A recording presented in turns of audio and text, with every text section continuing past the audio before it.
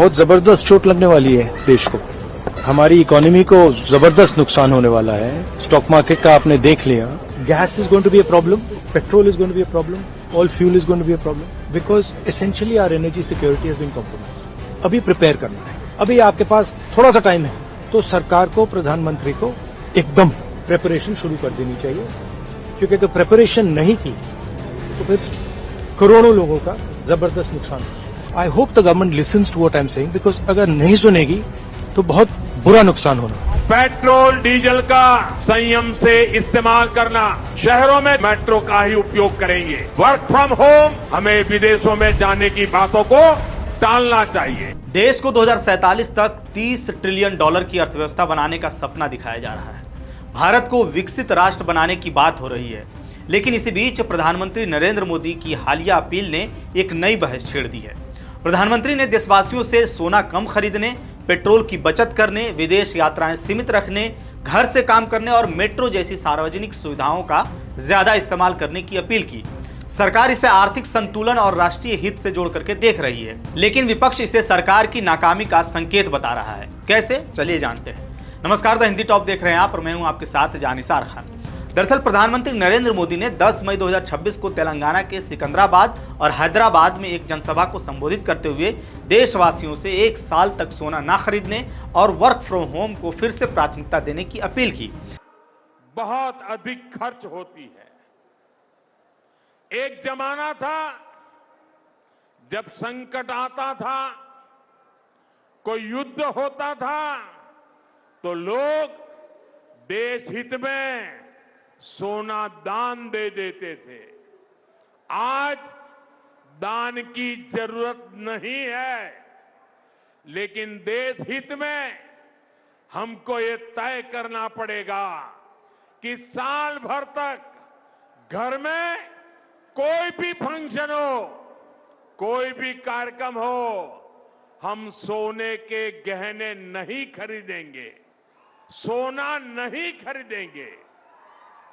विदेशी मुद्रा बचाने के लिए हमारी देशभक्ति हमें चुनौती दे रही है और हमें इस चुनौती को स्वीकार करते हुए विदेशी मुद्रा को बचाना होगा। प्रधानमंत्री मोदी की इस अपील के बाद कांग्रेस नेता राहुल गांधी ने उन पर तीखा हमला बोला। राहुल गांधी ने सोशल मीडिया प्लेटफॉर्म एक्स पर लिखा कि मोदी जी ने जनता से कहा, सोना मत खरीदो, विदेश मत जाओ, पेट्रोल कम जलाओ, खाद और खाने का तेल कम करो, लेकिन ये सलाह नहीं बल्कि सरकार की नाकामी के सबूत हैं। राहुल गांधी ने आरोप लगाया कि पिछले 12 सालों में देश को ऐसी स्थिति में पहुंचा दिया गया है जहां सरकार जनता को यह बताने लगी है कि उन्हें क्या खरीदना चाहिए और क्या नहीं खरीदना चाहिए।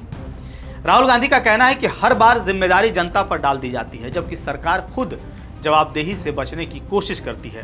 उन्होंने यहां तक कह दिया कि देश चलाना अब कॉम्प्रोमाइज्ड पीएम के बस की बात नहीं रहा। अब ऐसे में सवाल सिर्फ राजनीतिक बयानबाजी का नहीं है, सवाल उस आर्थिक मॉडल का भी है जिसकी बात लगातार सरकार करती है। एक तरफ भारत को दुनिया की सबसे बड़ी अर्थव्यवस्था में शामिल करने का लक्ष्य रखा जाता है, दूसरी तरफ आम लोगों से खर्च कम करने और जरूरतों में कटौती करने की अपील की जा रही है। ऐसे में विपक्ष पूछ रहा है कि अगर देश आर्थिक रूप से इतनी तेजी से आगे बढ़ रहा है तो फिर जनता को बचत और त्याग की सलाह क्यों दी जा रही है। ऐसे में अब इसी बहस के बीच पश्चिम बंगाल चुनाव भी चर्चा में आ गया है। विपक्ष का आरोप है कि चुनाव जीतने के लिए भारी संख्या में सुरक्षा बलों की तैनाती की गई। आलोचकों का कहना है कि जितने सुरक्षा बल बंगाल चुनाव में दिखाई दिए, उतने तो अमेरिका ने ईरान इजरायल युद्ध में भी नहीं उतारे। दावा है कि जनता के टैक्स के पैसों का इस्तेमाल राजनीतिक फायदे के लिए किया जा रहा है, जबकि दूसरी तरफ आम लोगों से पेट्रोल बचाने और खर्च कम करने को कहा जा रहा है। प्रधानमंत्री के द्वारा 1 साल तक सोना न खरीदने की अपील के बाद आपको बता दें कि निवेशकों के अरबों रुपए डूब भी गए। ऐसे में यही विरोधाभास अब सरकार को घेरने का सबसे बड़ा मुद्दा बनता जा रहा है। एक तरफ प्रधानमंत्री लोगों से ईंधन की बचत की अपील करते हैं, तो दूसरी तरफ बड़े बड़े रोड शो, रैलियां और राजनीतिक अभियान लगातार जारी रहते हैं। कल ही प्रधानमंत्री ने जनता से पेट्रोल की बचत कम करने की अपील की और आज वे खुद ही सोमनाथ में रोड शो कर रहे हैं। विपक्ष सवाल उठा रहा है कि अगर देश आर्थिक दबाव में है तो फिर सरकारी खर्च और राजनीतिक आयोजनों में कटौती क्यों नहीं दिखाई देती है। नमस्कार, जय हिंद साथियों। कल भारत के प्रधानमंत्री नरेंद्र मोदी जी ने ये कहा कि 2 महीने से भारत की सरकार यानी कि मोदी जी आपका बोझ उठा रहे थे। अब चुनाव खत्म हो गया तो अब बोझ नहीं उठाएंगे मोदी जी। 5 राज्यों का चुनाव जब तक हो रहा था तब तक आपका बोझ उठा लिया उन्होंने। अब वो कह रहे हैं तेल का इस्तेमाल कम कीजिए, पेट्रोल डीजल का इस्तेमाल कम कीजिए, गैस का इस्तेमाल कम कीजिए, सोना ना खरीदिए, 1 साल तक सोना ही ना खरीदिए, कोई भी शादी हो फंक्शन हो ना खरीदिए। मोदी जी कह रहे हैं खाने के तेल का भी इस्तेमाल कम कीजिए। ये सारा ज्ञान चुनाव भर याद नहीं आया मोदी जी को। तब कह रहे थे कोई कमी नहीं है, पूरा भंडार भरा हुआ है, कोई समस्या नहीं है। लेकिन जैसे ही 5 राज्यों के चुनाव खत्म हुए, नरेंद्र मोदी जी के कंधे झुक गए। जो कंधे आपका बोझ उठा रहे थे वो मोदी सरकार के कंधे झुक गए। अब वो कह रहे हैं हम आपका बोझ नहीं उठाएंगे।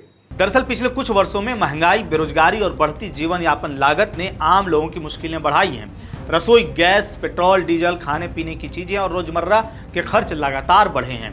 5 राज्यों में चुनाव खत्म होते ही सरकार ने कॉमर्शियल सिलेंडर के दाम भी बढ़ा दिए।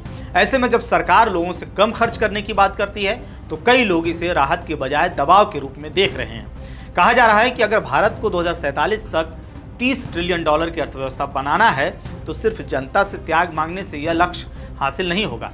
इसके लिए रोजगार, शिक्षा, स्वास्थ्य, उद्योग और निवेश जैसे क्षेत्रों में मजबूत और ठोस नीतियों की जरूरत होगी, क्योंकि किसी भी बड़ी अर्थव्यवस्था की ताकत उसके नागरिकों की क्रय शक्ति और जीवन स्तर से ही तय होती है। हालांकि सरकार का पक्ष अलग है। सरकार का कहना है कि वैश्विक परिस्थितियों, युद्ध और अंतर्राष्ट्रीय आर्थिक दबावों के बीच भारत को संतुलन बनाए रखने की जरूरत है। ऊर्जा बचत और आयात कम करने जैसी अपीलें देश हित में हैं और इससे अर्थव्यवस्था को स्थिर रखने में मदद मिल सकती है। लेकिन राजनीतिक स्तर पर यह मुद्दा अब बड़ा रूप ले चुका है।